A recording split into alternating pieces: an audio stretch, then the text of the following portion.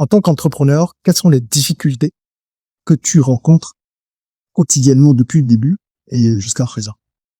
Alors, en tant qu'entrepreneur, je vais dire, déjà même ciblé sur l'architecture, oui, c'est vraiment la ressource humaine. Ça, je pense que c'est le même point avec beaucoup d'entrepreneurs. Vous savez, dans nos pays sous nos tropiques, c'est très compliqué. Vous avez un collaborateur, vous voyez en lui qu'il a du potentiel, le CV, parce que tout commence par l'entretien, oui, c'est une recommandation.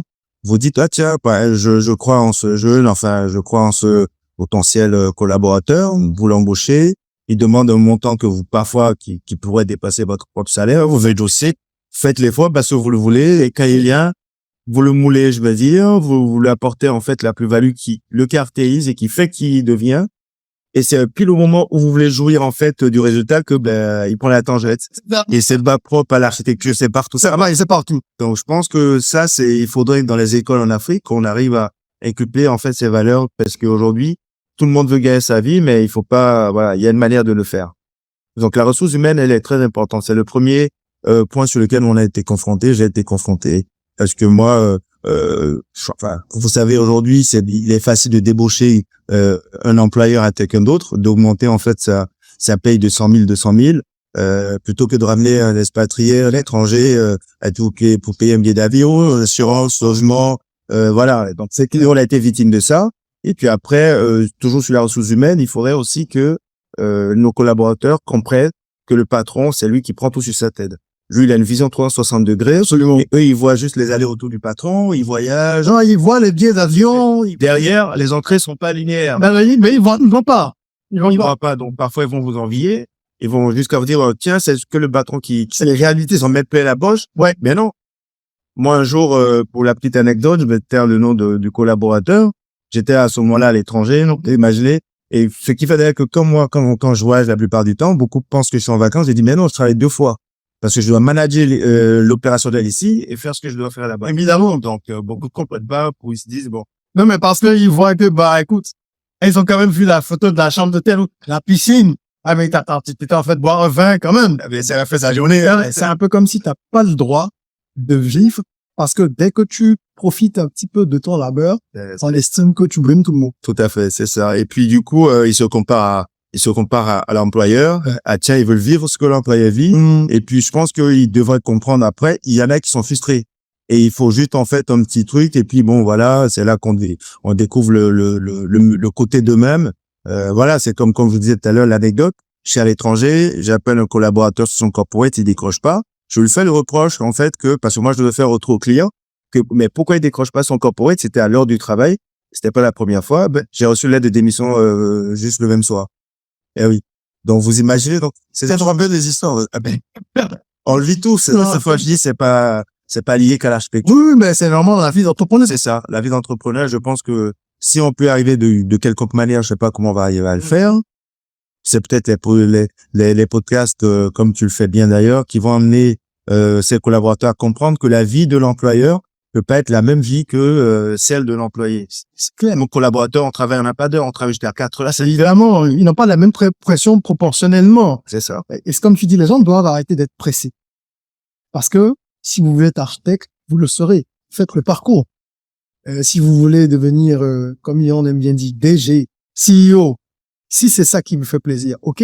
Mais faites le parcours.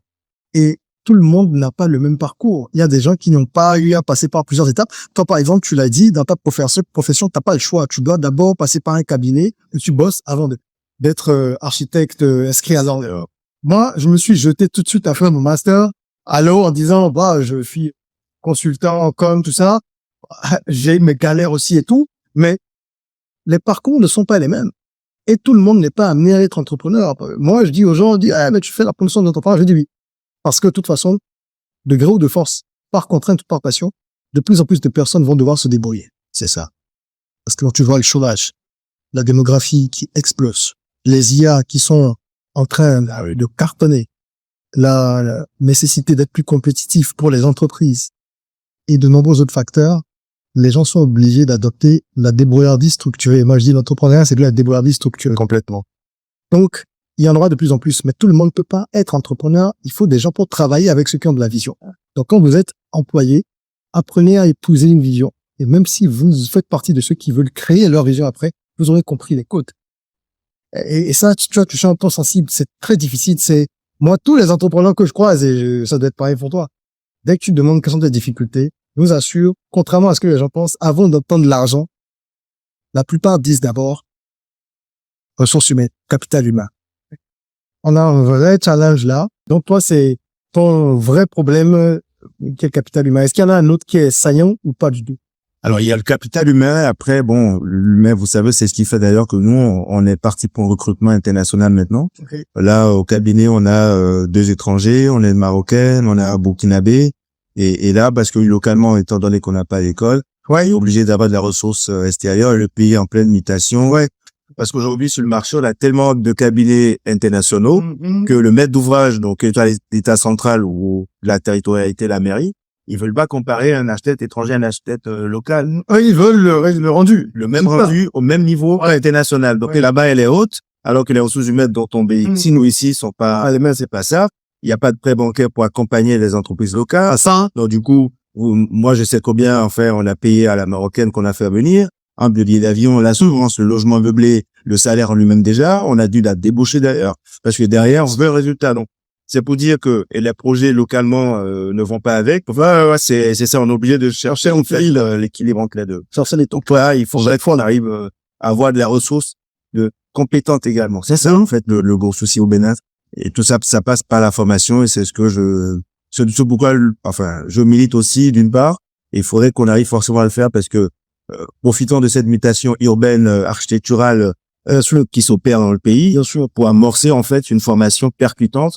Parce que quand vous formez quelqu'un aujourd'hui dans notre domaine, pour avoir un bon cru que vous puissiez déguster, il faut 10 ans minimum, 5 ans de formation, 5 ans de marinade. Ben, vous dégustez une bonne pièce dans 10 ans. Minimum. Bien sûr, moi. Là, vous imaginez, on est en 2000, on va amorcer 2025. Il faut s'y prendre très tôt. Je voulais aborder déjà un point un peu social et sociologique même, je dirais. En Afrique, généralement, les architectes, en tout cas pendant longtemps, ou l'architecture, je dirais plutôt, a été un peu perçue comme quelque chose de secondaire, surtout dans les constructions privées. Parce que bon, l'État il va toujours eu des appels d'offres, tout ça.